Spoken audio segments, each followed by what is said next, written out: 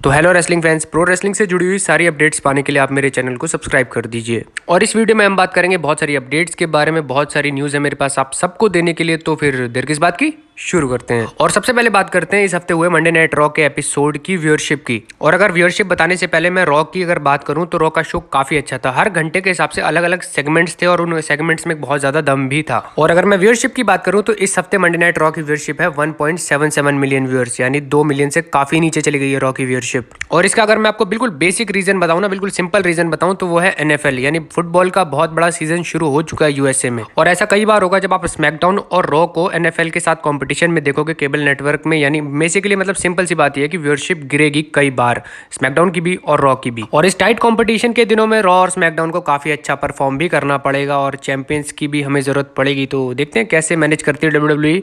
अब बात करते हैं अगली न्यूज की तरफ। तो मंडे नाइट रॉ के मेन इवेंट पे एज पे अटैक हुआ था। जजमेंट डे की पूरी टीम ने मिलकर एज पे अटैक किया था और इस बहुत ही ब्रूटल अटैक के बाद डब्ल्यूडब्ल्यूई ने बम्प के शो पे एज की इंजरी को लेकर अपडेट दी और ये बताया गया कि ग्रेड 2 की एमसीएल स्प्रेन की प्रॉब्लम आ गई है एज को उनके घुटने में। तो मुझे लग रहा है एज बहुत ही तगड़ी प्रॉब्लम में फंस गए हैं, लेकिन अगर मैं आपको रियलिटी बताऊं तो ऐसा कुछ भी नहीं है।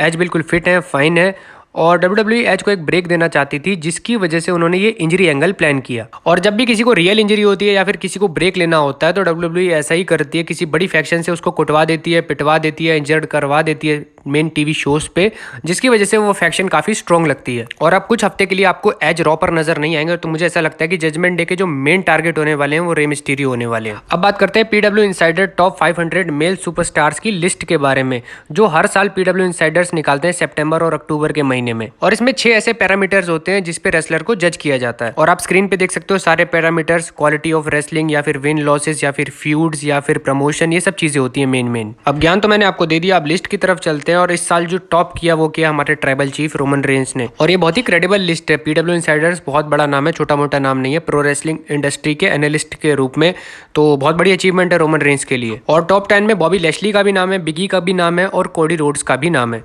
और AEW से CM Punk, Adam hangman page और ब्रायन डेनियल्सन का भी नाम है। और इस पूरी 500 सुपरस्टार्स की लिस्ट में मुझे वीर महान का नाम कहीं नहीं मिला, सिर्फ मैं इंडियन होने के नाते मैं आपको बता रहा हूँ। और इस पीडब्ल्यू इनसाइडर्स की जो पूरी रिपोर्ट आई या फिर पूरी लिस्ट आई, इसके बाद एक रिएक्शन आता है हमारे MJF का। MJF को पता नहीं क्या चुल पड़ी है WWE से, और उन्होंने सिंपली पीडब्ल्यू इनसाइडर्स को टैग किया और ये लिखा कि तुमने बिल्कुल सही बंदे को चुना है। यानी MJF की नजर में रोमन रेंस एक परफेक्ट कैंडिडेट थे इस साल की लिस्ट को टॉप करने के लिए। मुझे लग रहा है MJF थोड़े पागल से हो गए, क्योंकि पिछले एक हफ्ते से मैं से 3-4 इंसिडेंट बता सकता हूं जहां पे MJF ने रोमन रेंस या फिर ब्लड लाइन को मेंशन किया अपने प्रोमोज में या अपने ट्वीट्स में। और जितनी डेस्परेशन से WWE को या ब्लड लाइन को टैग करते हैं या मेंशन करते हैं MJF, उस अगर डेस्परेशन से अगर उन्होंने WWE को ज्वाइन नहीं करा 2024 में, तो बहुत बड़े अनक्रेडिबल सुपरस्टार नजर आएंगे वो। अब बात करते हैं रोमन रेंस के बारे में, जो कि एक पॉडकास्ट पे आए थे और ये पॉडकास्ट था लोगन पॉल का इम्पल्सिव पॉडकास्ट। और जिनको नहीं पता लोगन पॉल के बारे में, तो बता दूं कि समर स्लैम में इनका मिस के साथ मैच था और कई सुपरस्टार या कई एनालिस्ट इन्हें डोमिनिक मिस्टीरियो से बेहतर सुपरस्टार बताते हैं। सिर्फ आपको इनकी क्रेडिबिलिटी बता रहा हूं। और लोगन पॉल ने अपने पॉडकास्ट में सीधा रोमन रेंस से फाइट करने की या मैच करने की बिल्कुल डिमांड कर दी, या फिर कह दो इच्छा जाहिर कर दी।